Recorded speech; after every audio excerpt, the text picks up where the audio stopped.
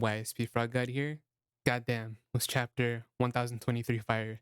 Okay, quick little recap just in case you haven't read it or just to maybe jog your memory.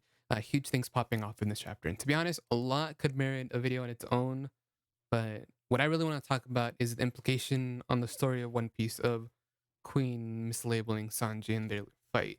So, a few things happen. Number one, Sanji and Zoro's confirmed their 1v1s. Number two, Momo aged to 28 years old. This is a big one, but it deserves its own video for like thoughts and speculation. So I'm not going to talk about that. Number three, Zoro implied either a descendant or just similar to a former daimyo of Ringo, Ushimaru Sama, who was in turn descended from Shimotoki Ryoma. Super cool stuff. Not going to talk about it.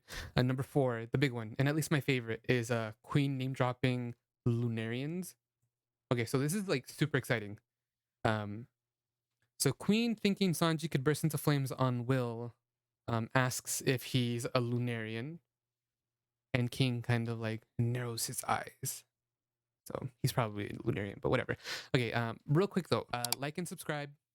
It helps out the channel, helps me out, makes me want to put out more videos. If you like hearing me fucking word vomit and stuff. Okay, so back to the theory. So a little bit of a quick English lesson for y'all. The prefix lunar comes from the Latin word meaning moon, and the ian suffix means belonging to or relating to.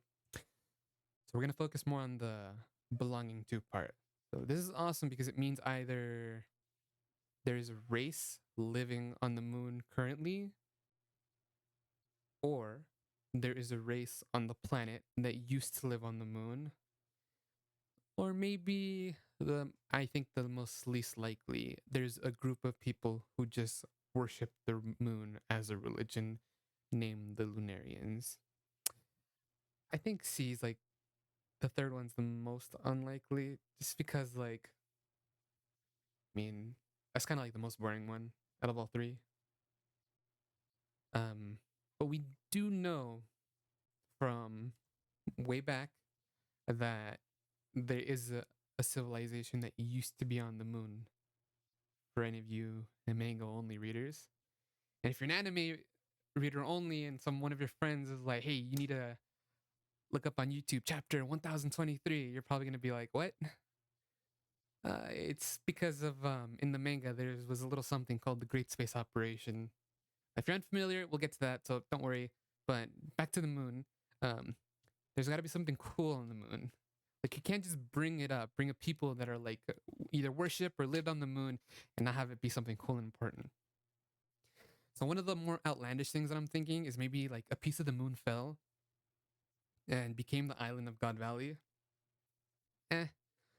Or there's a poneglyph up there. I'm leaning more so to there being a road poneglyph or something of importance that drives the story up there. I mean, like any fucking meme stock, One Piece to the moon, you know? Like I feel like that'd just be like really cool to like drive the story to go up there. Because like everyone in the whole One Piece community is like, okay, the only thing that's left is we gotta finish up Wano, we gotta go to Elbath, we gotta fuck up the world government, and then we gotta clap a Blackbeard, and the story's over. I, I mean, I don't want it to end like that. I want there to be more, and like I feel there's gonna be more. There's gonna be a couple cool little hidden things. I mean, I just hope that this like makes the story go longer. I know Oda's been saying that. Oh, One Piece is almost done. Maybe, yeah, but I mean, come on, like we all love the story. We want it to go. So this is a cool little neat like side pathway that the story could go through.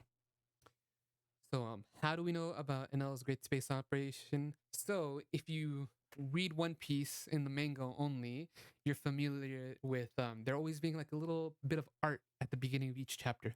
Sometimes it's like something really cute, like it'll be like a Sanji cooking food for like some animals or something, just like as a request from a fan or whatever. But sometimes there's a cover story, like a story that goes page by page from the beginning of each chapter, and it's just something random that's happening out in the One Piece world outside of the main narrative.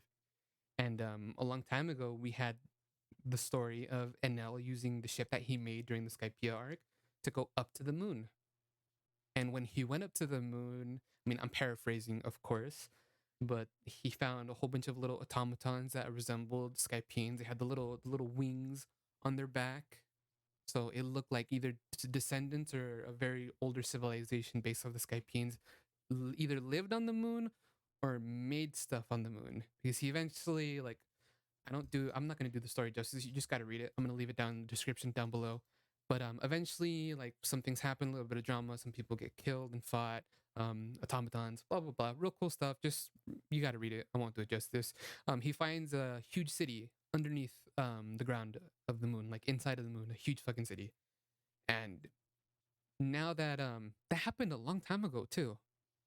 And now that we know that like there's something on the moon or there was something on the moon, and now we get name dropped Lunarians, it's just like, what happens now? Are we going to the moon? One Piece to the moon? I don't know. I hope it's a road poneglyph up there. Makes the One Piece crew, the Straw Hats, go up to the moon. It'd be really cool. Um, yeah, pretty good stuff. I mean, if you guys like my ramblings, I really like anime. Like I read a lot, I talk a lot, I got a lot of dumb thoughts. The ADHD running through. Like and subscribe. I'll make more. And yeah, YSP Froghead out.